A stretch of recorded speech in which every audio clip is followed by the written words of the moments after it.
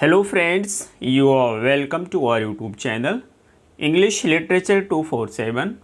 आज की इस वीडियो में हम सॉन्ग 12 को डिस्कस करेंगे, जिसको रवींद्रनाथ टैगोर के द्वारा लिखा गया था और इसे पब्लिश किया गया था इनकी सॉन्ग्स की कलेक्शन फ्रूट गैदरिंग में। फ्रूट गैदरिंग जो है ये सॉन्ग्स का कलेक्शन है और इसमें ये जो सॉन्ग है 12 नंबर का जो सॉन्ग है ये आपके एग्ज़ाम LT में पूछा जाता है, तो उसी को हम डिस्कस करेंगे। इसको रवींद्रनाथ टैगोर के द्वारा लिखा गया है। रवींद्रनाथ टैगोर एक बंगाली राइटर हैं। इन्हें बंगाली पॉलीमैथ के रूप में भी जाना जाता है क्योंकि इन्होंने कई सारे फील्ड में वर्क किया है। इन्हें नोबेल प्राइज़ से सम्मानित किया गया था। इनका एक बहुत ही फेमस वर्क है गीतांजलि। गीतांजलि जो है वह 103 पोएम्स की कलेक्शन है और उसी के लिए इन्हें नोबेल प्राइज़ से सम्मानित किया गया था। याद रखेंगे, एक पहले व्यक्ति होते हैं जो नॉन यूरोपियन होते हैं और इन्हें नोबेल प्राइज़ से सम्मानित किया जाता है। इससे पहले जितने भी व्यक्ति थे वो सारे यूरोपियन थे। इन्हें नोबेल प्राइज़ दिया गया था 1913 में और इनकी जो बुक थी गीतांजलि जो थी उसे पब्लिश किया गया था 1910 में। इन्हें बार्ड ऑफ बंगाल भी कहा जाता है, यानी बंगाल का पोएट। ये जो पोएम हमारी प्रेजेंट पोएम है, इसमें पोएट ने ये डिस्क्राइब करने की कोशिश की है कि जो लोग होते हैं वो मटेरियलिस्टिक चीज़ों में बहुत ज़्यादा विश्वास करते हैं और उसी में इन्वॉल्व होते हैं।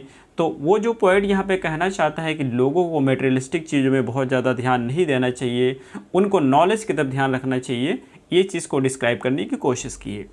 तो ये रहा छोटा सा इंट्रोडक्शन इस पोएम का। अब हम शुरू करते हैं अपने आज की इस वीडियो को। पोएट कहता है for below flowed the Jamuna, कहता है कि नीचे जमुना बह रही थी, स्विफ्ट एंड क्लियर, बहुत तेज़ी से बह रही थी, बहुत ही स्पष्ट थी, शफाफ थी। अब फ्रॉम द जटिंग बैंक, और कहता जटिंग के मतलब झाड़ी होता है, बैंक के मतलब किनारा होता है। तो जमुना जो बह रही थी वो अपने जो किनारे पे झाड़ियाँ लगी हुई थी उससे ऊपर बह रही थी। Hills dark with the woods scarred with the torrents were gathered around. ये कहते जो पहाड़ियाँ थी वो पहाड़ियाँ काली थी, यानी पहाड़ियाँ जो थी वहाँ पे अंधेरा था क्योंकि उनके चारों तरफ से जंगल था। स्कार्ड विद टोरेंट्स, और जो कुछ जो जंगल थे, कुछ पेड़ पौधे थे वो कट गए थे टोरेंट्स यानी कि बौछार से, धार से उस पानी की, और वो चारों तरफ इकट्ठा थे। Govind the great Sikh teacher, कहते गोविंद जो कि एक बहुत ही महान सिख टीचर थे, सैट ऑन द रॉक, जो कि रॉक यानी चट्टान पर बैठे हुए थे, रीडिंग स्क्रिप्चर और ग्रंथ को पढ़ रहे थे। वेन रघुनाथ हिज डिसाइपल, जब रघुनाथ जो कि उनके एक शिष्य थे, प्राउड ऑफ हिज वेल्थ, उनको अपनी वेल्थ पे बहुत ही फख्र था, बहुत ही घमंड था। किसे? रघुनाथ को। केन, केन की मीनिंग यहाँ पर है केम, तो वो आए, यानी कि रघुनाथ उनके पास आए। बोड टू हिम, उन्हें झुक कर के प्रणाम किया। एंड सेड, और उन्होंने कहा, I have brought my poor present unworthy of your acceptance, कहते हैं मैं बहुत ही एक छोटी सी गिफ्ट आपके लिए लाया हूँ जिसकी कोई कीमत नहीं है यदि आप उसको स्वीकार न करें। The saying he displayed before the teacher, ऐसा कहते हुए उन्होंने इस चीज़ को अपने टीचर के सामने, अपने गुरु के सामने पेश किया। A pair of gold bangles, और वो क्या था? जो है गोल्ड यानी सोने की चूड़ियों का एक पेयर था, यानी कि 2 चूड़ियाँ थी सोने की। रोड विथ कॉस्टली स्टोन्स, और उनके ऊपर जो है महंगे महंगे पत्थर जड़े हुए थे। आगे राइटर कहता है द मास्टर टूक अप वन ऑफ देम, तो उनका जो मास्टर था, जो सिख था, उसने उनमें का एक ले लिया। Twirling it round his finger, twirl की मीनिंग होती है उंगली में नचाना। आप कभी कभी आपके साथ भी ऐसा होता है कि आप एक चाबी लेते हैं तो चाबी का जो छल्ला होता है उसको उंगली में करके ऐसे घुमाने लगते हैं, नचाने लगते हैं। वही टीचर के साथ भी हुआ। उन्होंने क्या किया, उसको ले लिया, उनकी जो है बैंगल को, और फिंगर में रख करके उसे नचाने लगे चारों तरफ। The diamonds started shaft of light, और जो डायमंड्स थे जब उस पर रोशनी पड़ती तो बहुत ही चमक रहे थे वो। आगे राइटर कहता है suddenly it slip from his hand, अचानक क्या हुआ कि वो स्लिप कर गया, फिसल गया उनके हाथ से। And rolled down bank into the river, और उसके बाद में वो लुढ़क करके किनारे पर गिरा और फिर किनारे से पानी में गिर गया, यानी कि वो पानी में चला गया जो बैंगल था। अलॉस स्क्रीम्ड रघुनाथ, रघुनाथ ने कहा ओह बड़ी अफसोस की बात है।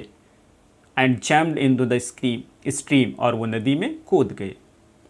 The teacher said his eyes upon his book, उसके बाद में टीचर ने किया कि उन्होंने फिर से अपना काम शुरू कर दिया। वो फिर से अपनी जो ग्रंथ थी उसको पढ़ना शुरू कर दिए, उन्होंने उस चीज़ पर ध्यान ही नहीं दिया। एंड द वाटर हेल्ड, और जो वाटर था, जो पानी बह रहा था, उसने उसको होल्ड कर लिया, किसे, बैंगल को। And hid what is stole and went its way, उसके बाद में उसे अपने अंदर छुपा लिया, यानी अपने अंदर उसको दबा लिया, और फिर वो उसी तरीके से बहने लगा पानी। द डे लाइट फेडेड, तो क्या हुआ, डे लाइट जो थी यानी दिन की रोशनी थी वो फेड हो गई, मध्यम हो गई। Raghunath came back to the teacher tired and dripping, तो रघुनाथ अपने टीचर के पास दोबारा से वापस आए। टायर्ड, वो बहुत ही टायर्ड थे, बहुत ही थके थे। ड्रिपिंग, और गीले थे, भीगे हुए थे। ही पैंटेड, पैंट की मीनिंग होती है जब व्यक्ति बहुत ज़्यादा मेहनत करता है या बहुत ज़्यादा दौड़ता है तो हाँफने लगता है, उसके लिए हम पैंट का प्रयोग करते हैं। तो ही पैंटेड, वो हाँफ रहे थे। एंड सेड, और कहा, I can still get it back if you show me where it fell, कहते हैं अपने टीचर से बोलते हैं कि मैं इस चीज़ को दोबारा से वापस ला सकता हूँ, उस बैंगल को मैं दोबारा से वापस ला सकता हूँ। If you show me where it fell, अगर आप मुझे बता सकें कि वो कहाँ पे गिरी है, अगर आप मुझे दिखा दें कि वो कहाँ पे पड़ी हुई है, तो मैं उसको अब भी वापस ला सकता हूँ। आगे राइटर कहता है, the teacher took up the remaining bangle, तो जैसा कि हमें पता है कि इन्होंने 2 बैंगल दिया था, एक गिर गई थी, एक उनके पास थी।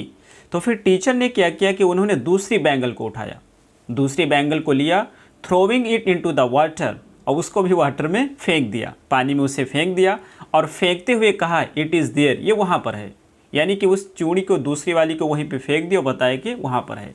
तो इस तरह से ये पोएम हमारी ख़त्म होती है, और आई होप कि आपको ये पोएम ज़रूर समझ आई होगी। फिर मिलते हैं अगली वीडियो में। Till then take care, have a good time.